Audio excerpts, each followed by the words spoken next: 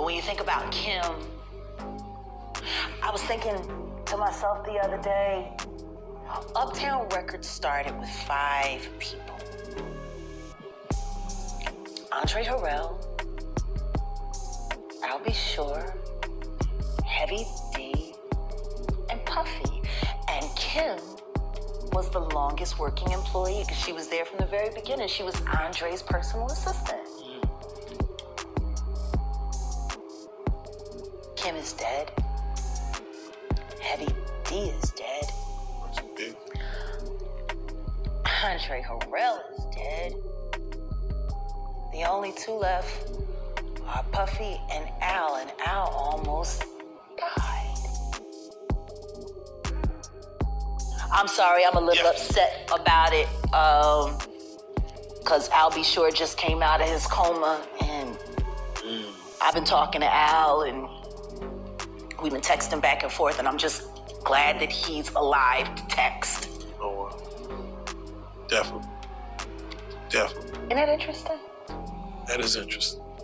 Heavy D was found dead, face down in the heart attack. Andre Harrell, heart attack.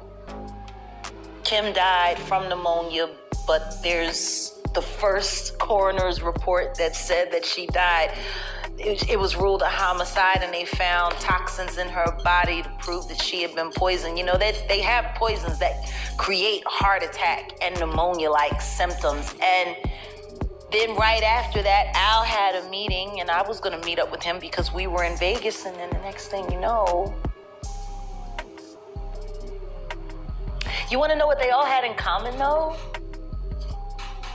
The survivors and the late of Uptown Records, they were all writing tell-all books. Andre was writing a book right before he died. Heavy D was working on a book before he died. Kim Porter was working on a book before she died. And I'll Be Sure was working on the documentary of his life. And then he goes into a coma.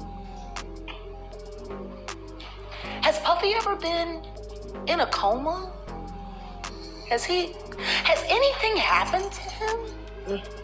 He must be the luckiest motherfucker, because it seems like everybody that worked at Uptown Records from the very beginning is all gone. Just him. I guess Al disappointed you. You know, I speak for a reason. When you see this bullshit ass motherfucking game fucking with people that you love, that you like, you know, it's too many coincidences.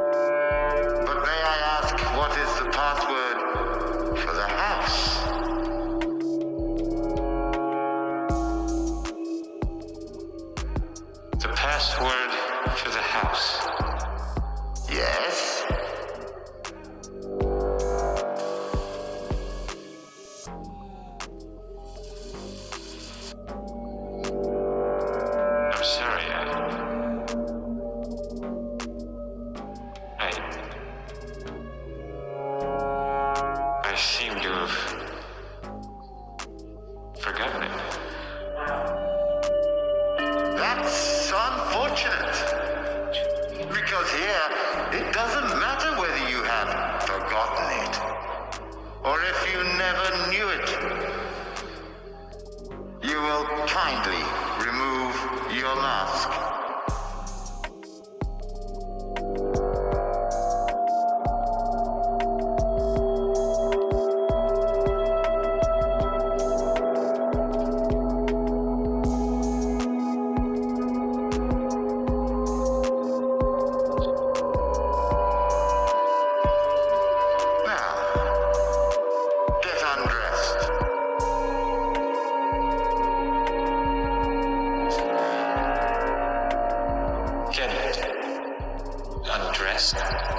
To tell you the truth, all of this is some scary shit. Puff Daddy is like the smallest piece of a very big puzzle, and all of this not only affects Hollywood and the music industry, this evil bullshit affects you too. This very old evil is woven into what you eat, what you watch, what you listen to and what you can say. This filth is government, churches, and schools. God help us because we are your children and you are the way. Why do you still do it? Why are you still out here? Well, it goes back to the destiny thing. I made a bargain with it, a long time ago, and I'm holding up my end. What was your bargain? To get where I am now. Should I ask who you made the bargain with? with the chief commander. On this earth? And this earth, and then in a world we can't see. In Hollywood, if you in the industry, the devil, they, like illuminati, all that shit, they try to get you. Especially when you got a big influence, you around that shit. They try to get anybody, but you just gotta be smart and have discernment and have God's favor over you. Cause if you don't got that and you in Kaale, you gonna get sucked in, for sure. What are some of the ways they do try to get to a person of that magnitude? Let me tell you, what they do is, they invite you to these parties, these house parties, and then they be like, oh, Woot the Woot gonna be there, like your favorite rapper, the big ass person, and Woot the Woot gonna be there. Oh, before you get in, you gotta give us your phones and all this shit, and then they might do some gay shit to somebody, and then try to and record it and tell them, oh, if you expose us, we gonna post it everywhere. And I know that from word of ear, but I know they do a lot of crazy shit in these house parties. And also, what I was about to say? Oh, okay. Let me tell you an experience I went through personally. So I was with some friends in LA, and it was this big influencer party. Should I say her name? It was Bella Thorne party. So I got invited from some other friends. It was on Halloween. I already don't celebrate Halloween. That's the devil's day. But I happened to be with them and they was going. I was like, fuck it, let's go. So it already was a lot of signs. The party said you have to be half naked. I'm like, first of all, I ain't going half naked nowhere.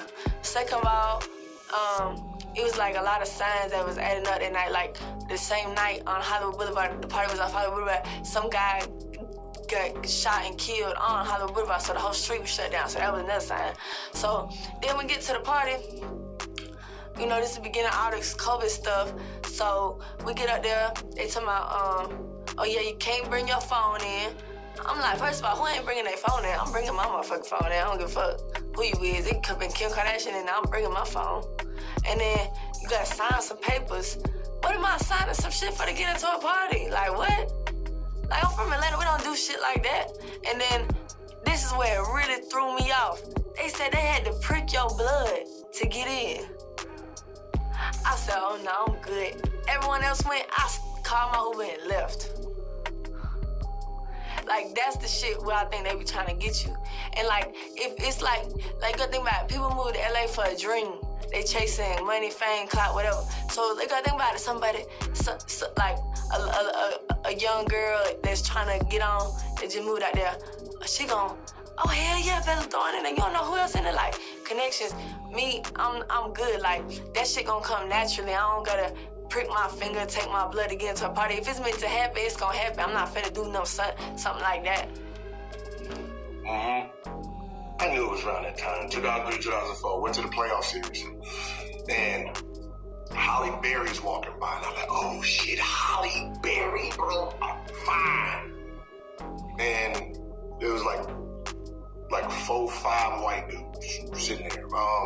Now Harvey Weinstein was one of them. And like, so I'm not in the front row, I'm in that, it's like the front row, and then you got the little space, and then the first row after that, like, so it's like the second row. And they were sitting there talking about, oh, now she acting like she don't know us.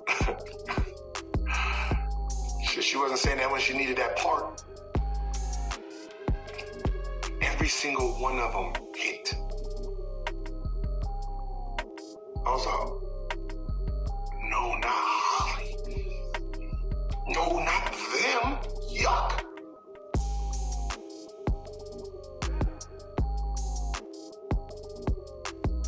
Damn, they got the berry.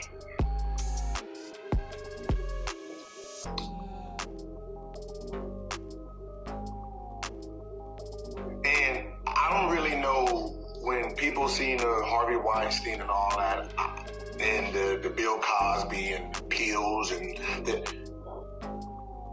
how you think them ugly motherfuckers was getting hoes? You think they was getting hoes off their looks? No. They got to promise shit. Hey, yeah, I get your part in this and this and this. I get your part. That's how all of them. There's only a few stand-up niggas in there, like 50 Cent stand-up, because 50 Cent was famous first. He was famous first. Now he's in Hollywood. He already has his power. Right? So he don't have to do nothing